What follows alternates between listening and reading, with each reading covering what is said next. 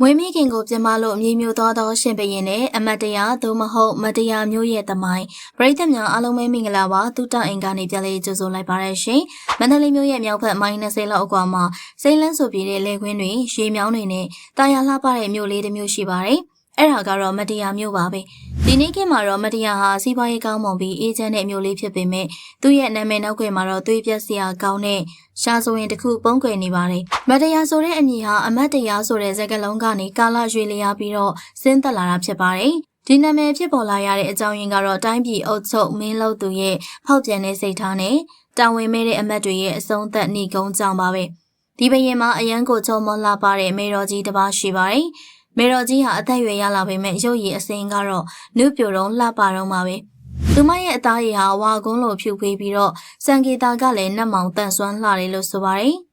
မေတော်ကြီးဟာတိုင်းသူပြည်သားတွေပေါ်မှာမြစ်တာထားသလိုဘာသာတရားလေးကန်ဆိုင်သူဖြစ်ပါတယ်ဒီနေ့မှာတော့မေတော်ကြီးဟာဥပုသ်တီလဆောက်တည်ပြီးလို့ဒါမှမဟုတ်ရေချိုးတန့်စင်ပြီးလို့နန်းတော်ထဲမှာတရင်တုံးနေပါတယ်သူမကပိုးကောင်းပိုးတန့်တွေကိုဝစ်စင်ထားပြီးတော့နန်းစဉ်ရတနာတွေဆင်မြန်းထားတဲ့အခါသူမရဲ့အလှကပိုပြီးတော့တောက်ပနေပါတယ်။တောင်းတော်ဘရင်ဟာမေတော်ကြီးကိုတွားရောက်ဖူးမြော်တဲ့အခါမှာမေတော်ကြီးရဲ့ပြိုင်ဘက်ကင်းတဲ့အလှကိုမြင်ပြီးတော့စိတ်ဖောက်ပြန်သွားပါတော့တယ်။သားသမီးကမိဘပေါ်ထားရှိရမယ့်ဂါရဝတရားပျောက်ဆုံးသွားပြီးယောက်ျားတစ်ယောက်ကမိန်းမတစ်ယောက်ကိုတတ်မှတ်တဲ့ယာကစိတ်ဝင်ရောက်လာပါတယ်။ဘရင်ဟာသူ့ရဲ့ရုံမာတဲ့စိတ်ကိုမထိန်ချုပ်နိုင်တော့ပဲဘေးနားမှာခါစားနေတဲ့အမတ်တွေကိုမေးမြန်းလိုက်ပါတယ်။အမတ်တို့ငါမေတော်လောက်လှတဲ့မိန်းမတိုင်းပြည်မှာရှိသေးသလား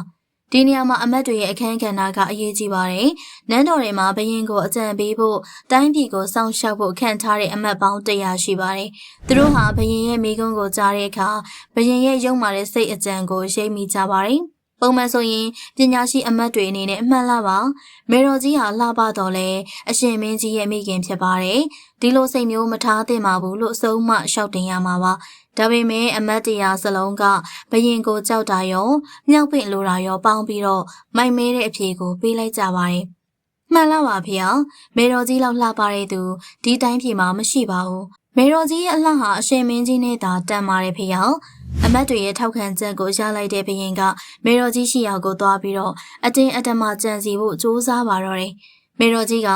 တားတော့ဒါတရိษံနေမှာလှုပ်တဲ့အလုံးငရဲကြီးမဲ့အလုံးလို့တားမြစ်ပေမဲ့မရပါဘူး။တားကအမိကိုပြစ်မာတဲ့ပြင်စာနန္ဒီယကံကြောင့်တဘာဝတရားကတီးမခံနိုင်တော့ပါဘူး။ရုတ်တရက်မိုးတွေချင်းမြေတွေလှုပ်လာပြီးတော့နန်းတော်ကြီးရဲ့ကြမ်းပြင်ကွဲအပ်သွားပါတယ်။ကြီးမားတဲ့မြေအကြောင်းကြီးကဘရင်ကိုမျိုးချလိုက်တယ်လို့ဘရင်ကိုမတားမြစ်ပဲမြောက်ပင့်ပေးခဲ့တဲ့အမတ်တရားစလုံးကိုပါတပါးတဲ့မြေမျိုးချလိုက်ပါတော့တယ်သူတို့အားလုံးအရှင်လက်လက်မြေမျိုးခံလိုက်ရပါတယ်။အဲ့ဒီအချိန်ကနေစပြီးတော့ဒေသခံတွေကဒီနေရာကိုအမတ်တရားမြေမျိုးသောအရက်လို့ပြောစမှတ်ပြုကြပါတယ်။ကာလကြာလာတဲ့အခါမှာအမတ်တရားကနေမတ်တရားဆိုပြီးတော့ပြောင်းလဲခေါ်ဝေါ်လာကြတာယနေ့ထက်တိုင်းပါပဲ။ဒီဟာဆိုရင်ကမတရားမှုကိုအားပေးရဲ့နောက်လိုက်တွေလည်းခေါင်းဆောင်တဲ့အတူပျက်စီးတဲ့ကြောင်သင်ခန်းစာပေးနေတယ်လို့မိဘကျေးဇူးကိုစော်ကားသူတွေရဲ့ဏီကုံမလှပုံကိုလည်းသတိပေးနေတဲ့သမိုင်းမှတ်တိုင်တစ်ခုဖြစ်ပါတယ်။အဆုံးထိကြည့်ပေးခဲ့လို့အားလုံးကိုကျေးဇူးတင်ပါတယ်ရှင်။